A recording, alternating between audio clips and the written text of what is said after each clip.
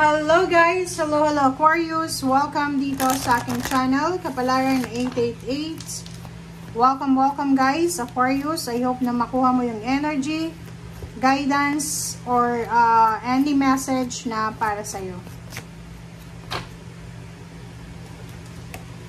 Okay, wow. Same energy sa lahat ng zodiac signs. Work through your fears. It's time for healing. So, New Moon in Scorpio, sinasabi ng bara sa'yo dito, Aquarius, na oras na para palakasin mo ang iyong kalooban. Palakasin mo ang loob mo. Kasi, parang sinasabi ng bara sa'yo dito na marami kang kinakatakutan. Nakikita ko pwedeng may Aquarius dito, natatakot siya na mag-isa sa mundo, mawala ng relationship, dumating yung panahon na wala na yung parents niya. Parang ganun, isa yun sa mga fears niya.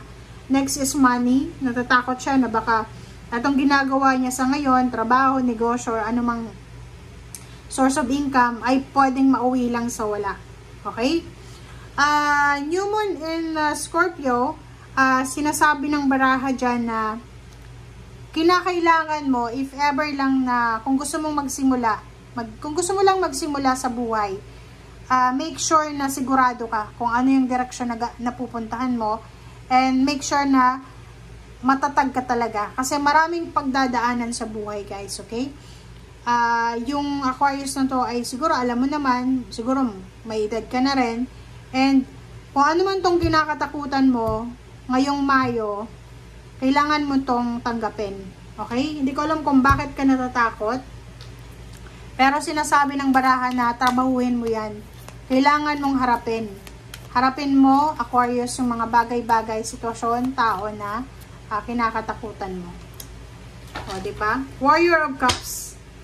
Sinasabi ng baraha, pwedeng natatakot ka na yung relationship mo sa ngayon ay mauwi lang sa wala.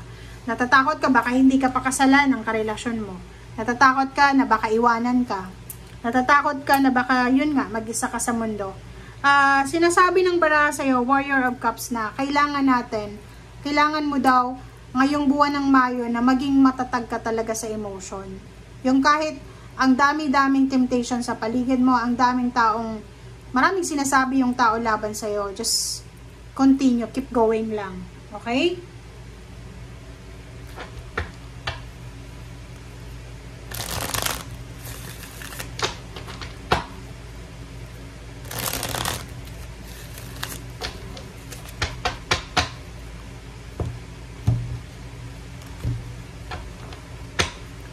Okay.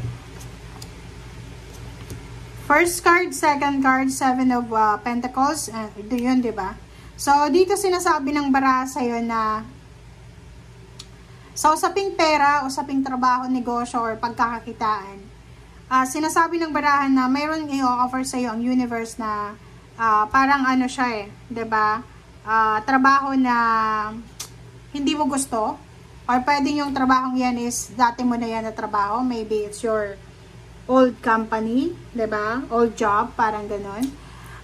Sinasabi ng baraha sa'yo dito na posibleng ibalik yan sa'yo ng universe.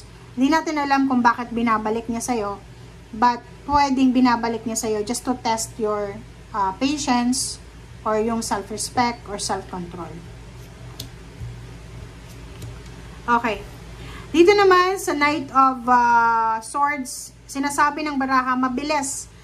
Posibleng makatanggap ka ng isang napakabilis na job offer, financial offer, or any source of income. And yun na nga, sinasabi ng baraha na sobrang bilis nito. And kung ano man to na ino-offer sa'yo, maybe from water sign, Pisces, Scorpion, Cancer, ay posibleng magdadala to sa'yo ng sobra-sobrang kapayapaan. So, yun, diba? Useless yung pagkakaroon ng takot, useless yung pag-worry. Kasi, kung makikita mo naman dito, maraming darating sa'yo na pwedeng makatulong sa'yo sa kung ano man yan na sitwasyon mo. Diba? Sinasabi ng baraha sa'yo, pwedeng may promosyon na magaganap, pwedeng ma-promote ka, tumas yung posisyon sa trabaho or sweldo, but hindi ibig sabihin na tumas na yung posisyon, magiging, kumbaga, magiging less hardworking ka na. Kasi, the more money, the more responsibility. Parang ganon. So, for the month of May, from May 1 to 15, sinasabi ng barahan na more work, more payment, 'di ba? Parang ganon. More overtime, more money, 'di ba? Parang ganon. So, sobra-sobra kang mag-overtime, sobra-sobra kang magtatrabaho, overworking, hardworking, multitasking, lahat na ata ng gusto mong gawin sa linggong ito or sa month na to. Atong 10 of Wands na to, sinasabi ng barahan na mag-iingat tayo sa pagiging sobrang workaholic kasi pwede kang ma-stress or pwede kang magkaroon ng sakit na dahilan ay stress. Next card natin, meron ditong Aquarius na posibleng etong month ng May 1 to 15, eto na yung buwan na posibleng aalis ka na, papunta ka na ng ibang bansa. Tapos na yung contract signing, tapos na yung medical, you're ready to go na.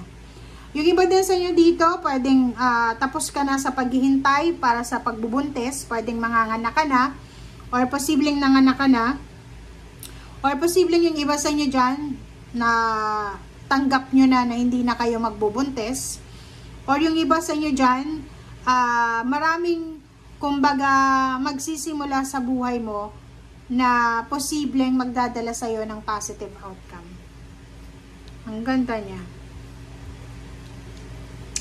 Okay, the Tower and Page of Cups.